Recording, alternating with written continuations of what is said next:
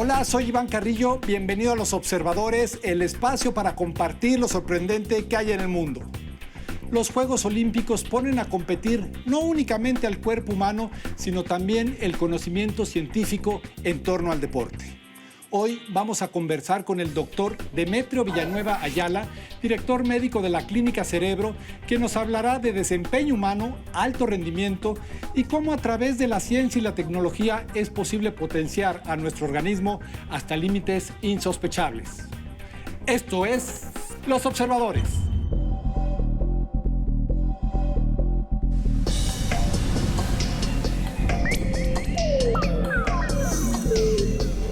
Hola Demetrio, ¿cómo estás? Bienvenido a Los Observadores.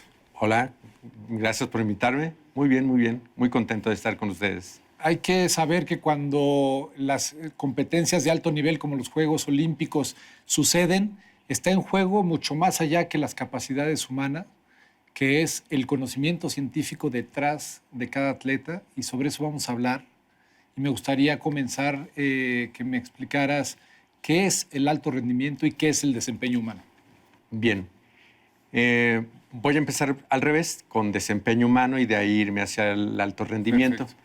El desempeño humano, pues lo podemos considerar como la evaluación que se hace, conocer diferentes aspectos fisiológicos, mecánicos, estructurales del cuerpo humano. A veces pensamos que se utiliza únicamente para el deporte, pero no, ya tanto en México como en diferentes partes del mundo, se utiliza para mejorar la calidad de vida de la gente que tiene una vida regular y que no es deportista. Como el uso que le damos al cuerpo, incluso en la vida cotidiana. Así es. Y nuestra capacidad de movimiento y de mantenimiento. Exactamente. Y en el ambiente laboral se ha utilizado mucho la tecnología para generar condiciones más sanas, más seguras y, bueno, por supuesto en el deporte, pero cada vez se hace también de manera regular, como hacer un chequeo cardiovascular, se hace un chequeo del desempeño humano. Por ejemplo, en mi caso, si yo llego y requiero un análisis de desempeño humano, ¿qué tipo de pruebas me expongo? Bueno, la primera, correr. Y mientras corres, evaluar tu gasto, tu consumo de oxígeno, tu frecuencia cardíaca y también medir tu frecuencia y tu frecuencia cardíaca y tu actividad eléctrica del músculo cardíaco en reposo y cuando haces movimiento. Entonces eso te da información para tener un estado, conocer el estatus funcional de tu cuerpo. Y si hay algo que atender, pues rápidamente hay que atenderlo. Y si tú lo que quieres es disfrutar un deporte, pues que lo puedas disfrutar sin tener que preocuparte de una lesión. Entendido esto, nuestra siguiente parte de la pregunta es el alto rendimiento, es decir, cómo de este estatus sano, normal de una persona, la podemos potenciar, llevarla a sus máximas capacidades. Sí. Ahí viene una parte bien interesante, donde la tecnología es fundamental.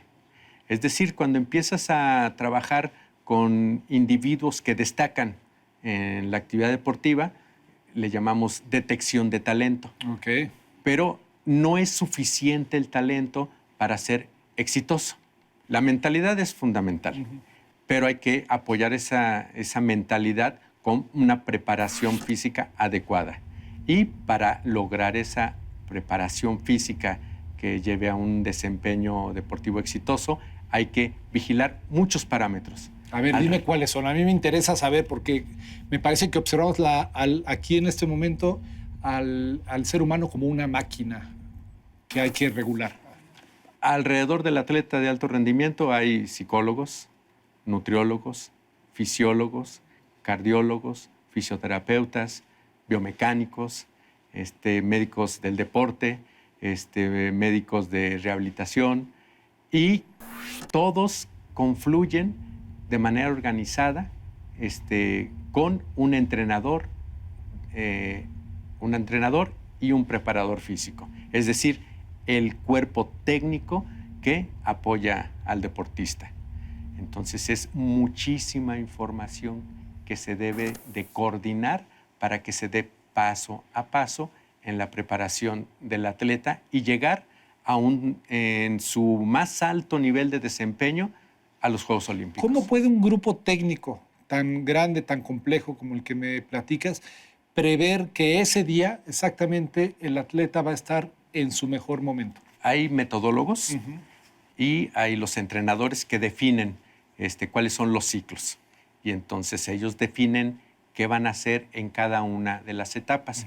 Y entonces lo importante es ir o apoyarse con la tecnología en los momentos adecuados.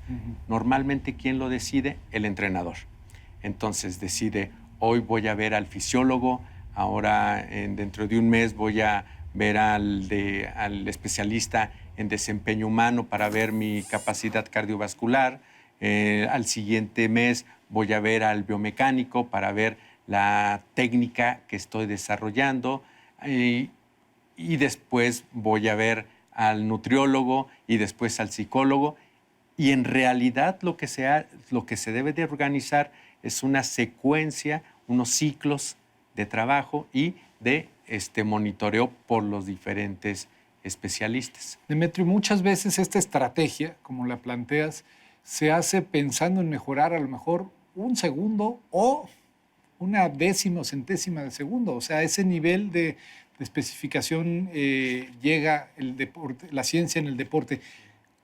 ¿Cómo se vive esto? Me imagino que de repente hay mucha tensión, hay frustración, hay alegrías. ¿Cómo se vive adentro este proceso? Bueno, yo he sido muy afortunado porque he podido participar con diferentes grupos de trabajo, diferentes atletas, y a pesar de que hay una gran tensión, si la mentalidad permite tener grupos de trabajo que haya armonía, que la tensión no supere, no sea lo más importante, entonces puedes trabajar. Entonces también hay ese manejo de los grupos de personas. Entonces, la armonía y la visión clara del staff técnico es lo que permite que todos los demás especialistas estemos ofreciendo la información adecuada en el momento adecuado y que se generen las dosis de trabajo y entrenamiento adecuados para el atleta. Me imagino que todos los, no sé cómo llamarlos, patrones genéticos, como podría ser que encontramos en México, es decir, ciertas características fisiológicas generales del mexicano, nos inclinan a lo mejor a ser mejores o tener mayores posibilidades en un deporte que en otro. ¿Es así? O sea, sí, los mexicanos estaríamos más preparados para destacar en algunas áreas. El tema de la investigación genética aplicada a la detección de talento es algo que ya se está haciendo en México. Se hace en México. Detección genética. Okay. Así es. ¿Y qué nos deja ver esos estudios? Entonces, lo primero es cuáles son qué individuo tiene más probabilidades de éxito en un deporte. Por ejemplo, históricamente se respaldan los hechos con lo que se ha encontrado genéticamente, pues los marchistas. Los marchistas. México es quizá el deporte que más medallas le ha dado al país, o el segundo, ¿no? Segundo. Uno de ellos. Boxeadores. Y ahora, lo podemos decir claramente, clavadistas.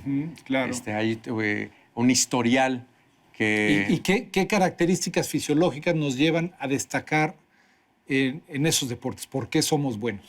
Bueno, las capacidades de resistencia para los chicos de maratón, las capacidades de potencia para los chicos de clavados y la capacidad de resistencia y potencia en el caso del boxeo. ¿Dirías que en la genética mexicana, por llamarla de alguna forma, encontramos estas características que sí, sin bien duda. Potenciadas nos lleva pues, a ser líderes en el planeta? Así es.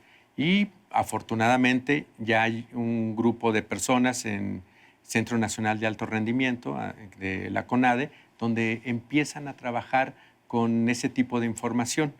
Es importante, hay poco que se hable y se publica al respecto, pero ya hay esfuerzos serios al respecto en México. Tú eres un especialista en movimiento, has estudiado el movimiento de los atletas toda tu vida. Y yo creo que escuchar de ti en qué debemos observar en los atletas, cómo darnos cuenta de qué es lo que están desarrollando durante la competencia, es importante. Nos permitiría tener una mayor apreciación del deporte. ¿Qué le recomendarías a la gente? Bueno, la disciplina que yo, a la que me dedico es biomecánica. Y biomecánica es medir el movimiento humano y las fuerzas que participan. Tanto las fuerzas internas, que son las fuerzas musculares, como las fuerzas externas, gravedad, inercia, fuerzas de reacción. Y aquí es bien importante decirlo, ¿no? Todas las fuerzas que participan en... Uno piensa, bueno, pues está corriendo, pero en realidad mira todo lo que participa. De hecho hay un desequilibrio organizado de fuerzas, porque si hubiera un equilibrio de fuerzas no nos moveríamos. Entonces lo que nos permite movernos es el desequilibrio de fuerzas, pero debe de ser un desequilibrio muy organizado, con mucho control. Suena como contradictorio, pero es un desequilibrio enorme. Muy organizado, con control. Control motor sería la palabra que lo define. Y en el atleta de alto rendimiento es superlativo. Entonces, en el atleta de alto rendimiento tenemos que medir cómo es ese flujo de fuerzas o flujo de actividad muscular que sea adecuado en tiempo, en intensidad, en coordinación entre grupos agonistas, antagonistas, y pensando en que tenga éxito. Pero nosotros hemos agregado una característica adicional. En Clínica Cerebro estamos muy dedicados a revisar que no se lesionen los atletas. La prevención, porque es otro factor que entra en juego, ¿no? Sí. Reducir los factores de riesgo de lesión. ¿Cuántos atletas hemos visto que están en su mejor momento, se acerca la gran competencia y quedan fuera? Muchos. Y la otra parte importante de ver, bueno, no se ve en los medios, pero hay muchísimo talento en México, muchísimo talento.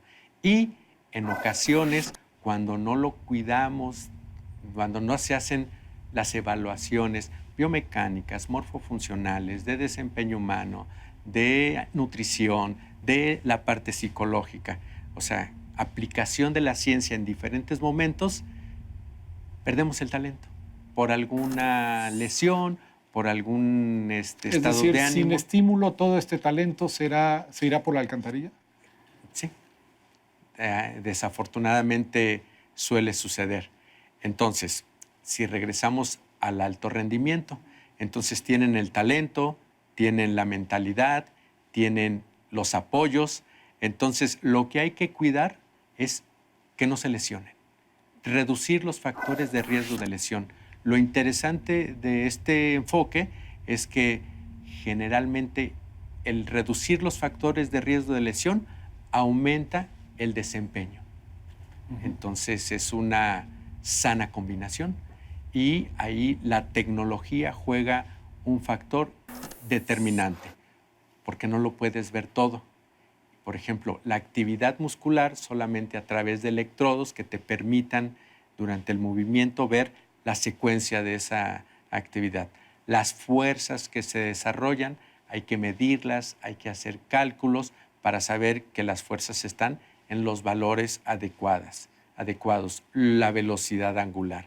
Es decir, ya son pequeños detalles que te permiten que el atleta se mantenga en ese nivel, que lo pueda elevar y que no se lesione.